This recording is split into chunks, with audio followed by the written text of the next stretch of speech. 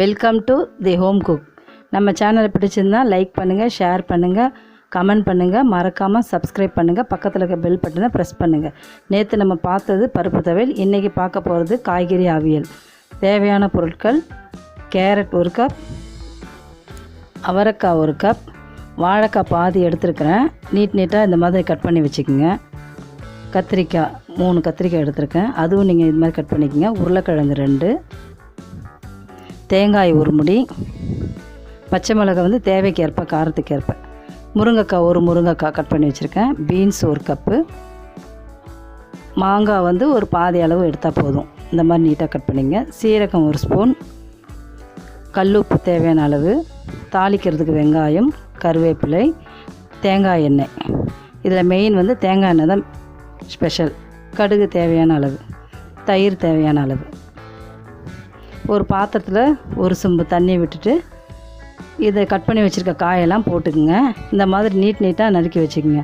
அவியலுக்கு அதுதான் பார்க்க எல்லா காயும் நல்லா வெந்தாலும் பார்க்கறதுக்கு அழகாகவும் இருக்கும், எடுத்து சாப்பிட முடியும். இப்போ இந்த கத்திரிக்காய் நம்ம கட் பண்ணி வச்சுருக்க எல்லா காயும் போட்டுடணும். போட்டுட்டு இந்த தேங்காய் எடுத்து வச்சுருக்க பாருங்க, அதை துருவி வச்சுக்கணும். நம்ம எல்லாம் காய் வெந்ததுக்கப்புறம் கடைசியாக தேங்காய், சீரகம், பச்சை மிளகாய் அரைச்சி மிக்ஸ் பண்ணணும். இப்போ எல்லாம் ஒரு காய் முங்குற அளவுக்கு 1 சொம்பு தண்ணி போதும் தாராளமாக. அவங்கவுங்க குவான்டிட்டிக்கு ஏற்ற மாதிரி நீங்கள் கட் பண்ணி வச்சுங்க காய். இப்போ நான் எங்கள் வீட்டுக்கு தேவையான அளவு செய்கிறேன், நீங்கள் உங்களுக்கு தேவையான அளவு கட் பண்ணி வச்சுக்கலாம். இப்போ எல்லா காயும் ஒன்றா போடணும். போட்டுட்டு அடுப்பத்தை வச்சு இதை நம்ம எடுத்து வச்சிடணும். முருங்கைக்காய் எல்லாம் நான் 8 காய் சேர்த்துருக்கேன். உங்களுக்கு எந்தெந்த காய் பிடிக்கும் 5 வகை சேர்த்துக்கலாம், உங்களுக்கு எப்படி பிடிச்சதோ சேர்த்துக்கலாம். இப்போ அடுப்பத்தை வச்சாச்சு. இது கொஞ்சம் நேரம் வேகணும், மூடி போட்டு வச்சிடணும். அதுக்கு முன்னாடி காய் வேகிறதுக்கு முன்னாடி பச்சை மிளகா, சீரகம், தேங்காய் இது 3ஐயும் மிக்ஸி ஜாரில் போட்டு அரைச்சி வச்சுக்கணும். கொஞ்சம் கொரகொரப்பாக அரைச்சா போதும், ரொம்ப நைஸாக வேணாம். சட்னி தேங்காய் சட்னி அரைப்போம்ல அந்த பதத்துக்கு அரைச்சிக்கோங்க. அந்த அளவுக்கு அரைச்சிக்கிட்டிங்கன்னா கரெக்டாக இருக்கும். இப்போ பாருங்கள், இந்த மாதிரி அரைச்சிக்கணும். இப்போ காய் பாதி வேக்காடு வெந்திருக்கு. இதில் உப்பு போட்டுக்கணும். கல் உப்பு போடுறேன் நான், நீங்கள் நல்லா தூள் உப்பு போடுறதுனால போட்டுக்கலாம். கல் உப்பு போடுறேன்.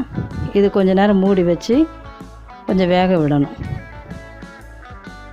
இப்போ நல்லா வெந்துருச்சு பாருங்கள். அரைச்சி வச்சுருக்க தேங்காவை ஊற்றிக்குங்க. இந்த பதத்துக்கு அரைச்சா கரெக்டாக இருக்கும்.